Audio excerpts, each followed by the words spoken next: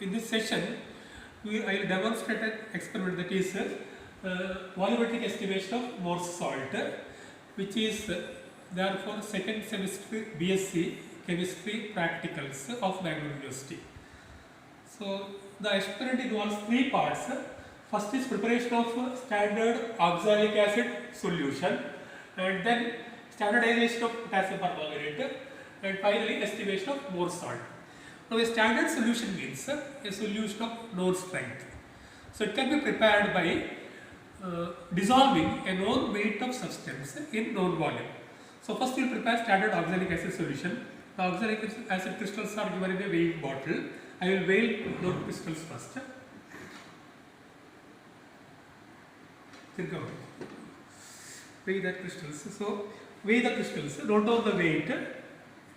So that weight is W1 grams, and then transfer the crystal to a washed standard flask using a funnel.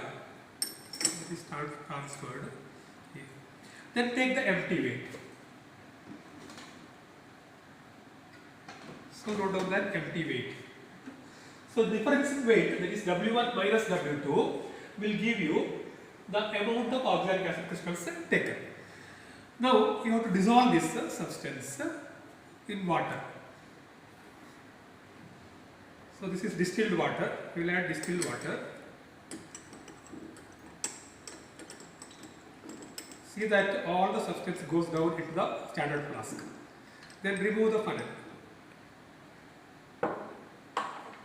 Close the top portion. Shake it horizontally till the substance dissolves.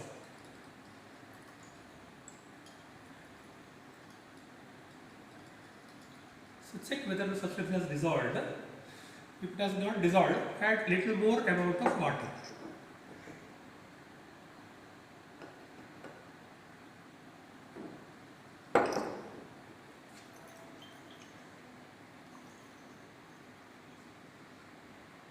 So the substance has dissolved now.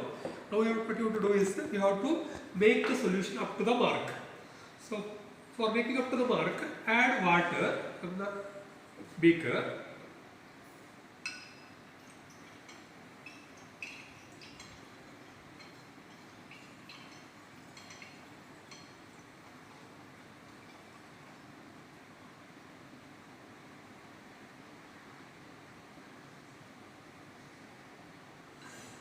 So don't add up to the 250 ml mark, add up to just below the mark, then use a dropper to add the. So using dropper I am adding. So see that lower meniscus of the liquid just coincides with the mark, that will be 250 ml.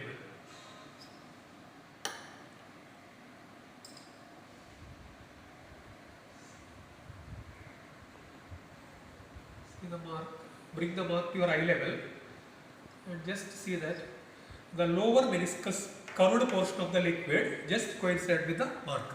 Then close the lid, invert the standard flask after tightly closing, then shake the bottom portion, make it vertical. So repeat the process 4 to 5 times till the substance distributes uniformly or you get a solution of uniform concentration.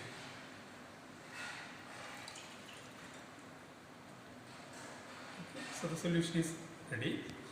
Then you have to pipette out 25 ml of this solution into the clean conical flask. I have washed and kept the conical flask here. So use a 25 ml pipette. First rinse the pipette. So suck a small amount. So already washed, pipette is already washed. So I have sucked. Then rotate it to rinse entire inner portion. Then throw the rinsed solution. Now pipette out 25 ml of solution into the conical flask.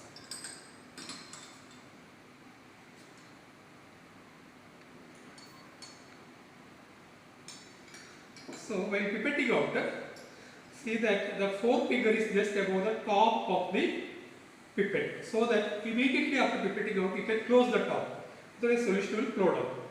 So slowly release.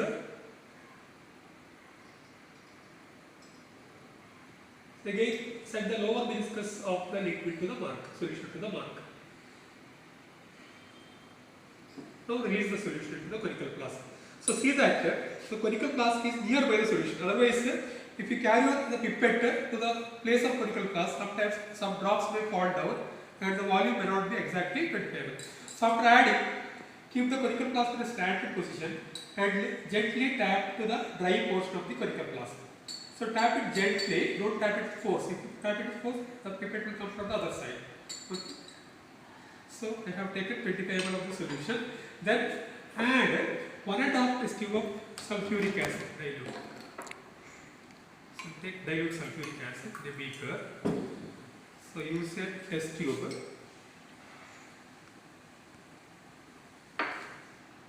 One test tube, then half test tube, approximate.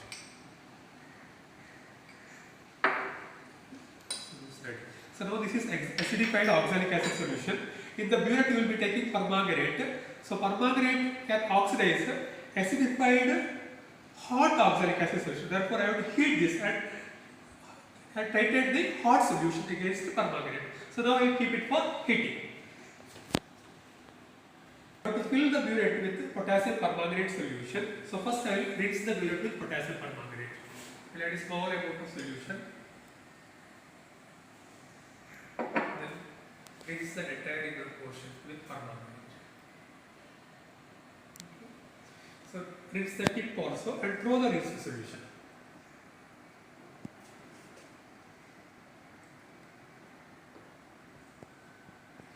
So we have to fill the burette with permanganate. Close that. See that the tap is closed, otherwise the solution will flow down.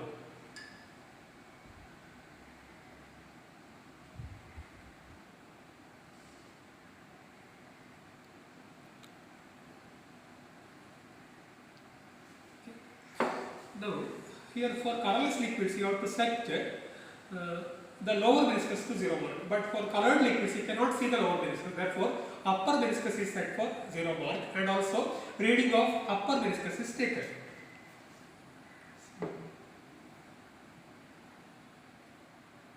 Set it to 0 mark. Set the upper portion of the liquid, topmost meniscus to 0. Yes. So we clamp it to the burette stand now. And I have kept oxalic acid for heating. We should not boil oxalic acid solution, because on boiling, oxalic acid will decompose, producing carbon dioxide and H2O. It should be heated nearly to 80 degrees Celsius. That means it should be hot such that we cannot touch with bare hands. We have to use either a kerchief to hold the conical flask. We just check whether it is hot or tender to be heated. So I have taken 25 ml of standard oxalic acid solution into the conical flask, added 1.5 test tube of sulfuric acid, and now I know the strength of oxalic acid because I know the weight of oxalic acid taken. So strength of oxalic acid will be weight of oxalic acid into 4, because you have dissolved oxalic acid in 250 ml. So into 4 makes weight per liter, divided by equivalent mass, that is 63, will give you strength of oxalic acid solution. So you can calculate strength. So next step is carbonization came before.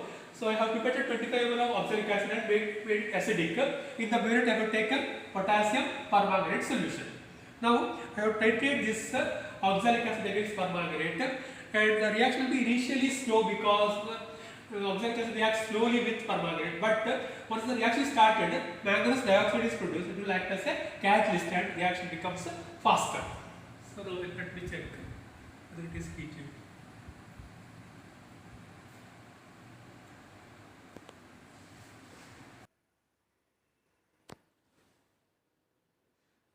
We have now hot oxalic acid solution acidified. I will titrate this against potassium permanganate. As I told you, you have titrated initially slowly, and oxalic acid will react under hot conditions. You have to titrate the hot solution. You can see the solution reacts very slowly initially, but as manganese dioxide is formed from potassium permanganate, reaction becomes faster because manganese dioxide acts as a catalyst.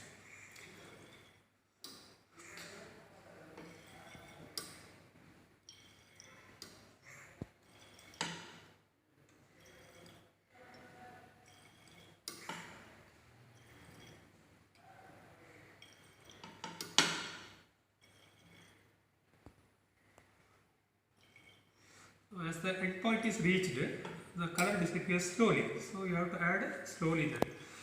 And the end point is colorless to permanent pale pink. So, and potassium permanganate acts as a self-indicator in the text. You do not add any indicator.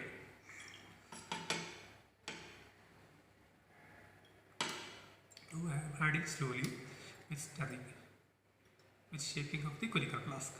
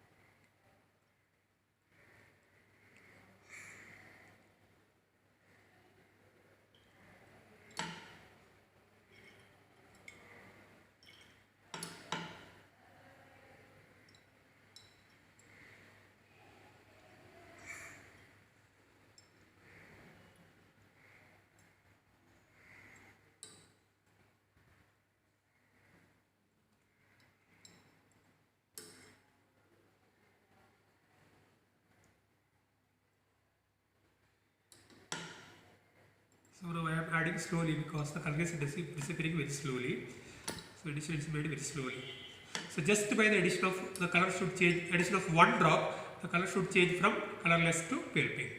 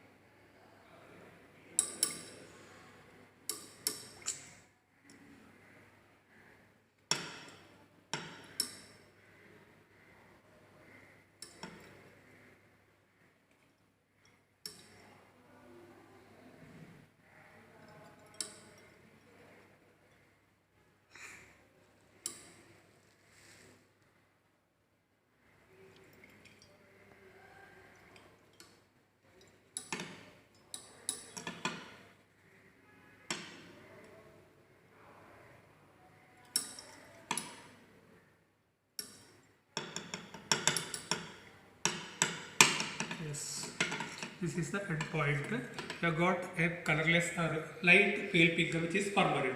So this is the end point. So now note down the volume of permanganate added from the bullet. Take the reading of the upper meniscus, which is 25.3 cm3. Now repeat the trials. So 2 more times and see that you get at least 2 concordant values. If you don't get, you have to repeat the question still. So this is the first part. So you know the strength of oxalic acid solution, and when you titrate this oxalic acid against permanganate, this is the titration. Kmn against oxalic. We have strength of permanganate into volume of permanganate is equal to strength of oxalic into volume of oxalic. You know the strength of oxalic acid solution. From there, you have to cut a standard solution. Into volume of oxalic is 25 cm3, and volume of KMnO you get from title value, concordant value. So, strength of oxalic into volume of oxalic divided by volume of KMnO will give you strength of KMnO4. So, it is the second part. You get strength of KMnO4 there. The third part is estimation of Morse salt. So, Morse salt solution will be given to you in the standard flask. First, you have to make it up to the mark using distilled water.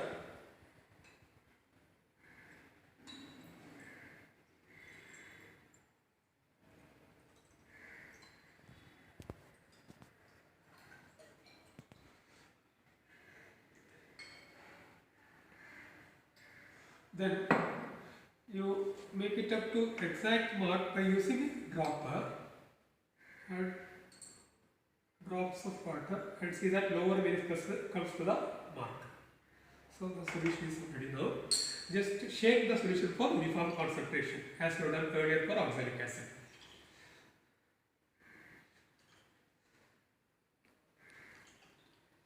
So now the solution is ready.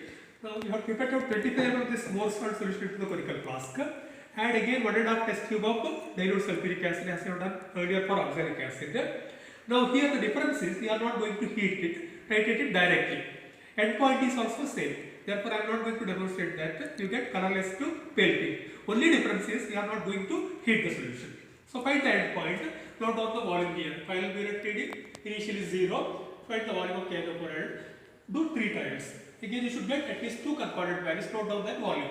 So this is the volume of KNO4 required for more salt solution. Now you know the strength of KNO4 from here. Then this is the titration, more salt against KNO4. So strength of more salt into volume of more salt is equal to strength of KNO4 into volume of KNO4. Strength of KNO4 is known to you. Volume of KNO4 you get from the titration and volume of more salt solution taken is 25 cm3. So strength of more salt solution will be strength of KNO4 into volume of KNO4 divided by volume of more salt solution. So once you know the strength of more salt into equivalent mass of more salt, that is 392.1, will give you mass of more salt per liter. And mass of more salt solution per liter divided by 4 will give you mass of more salt per 250 cm3 solution. This is the experiment. Thank you.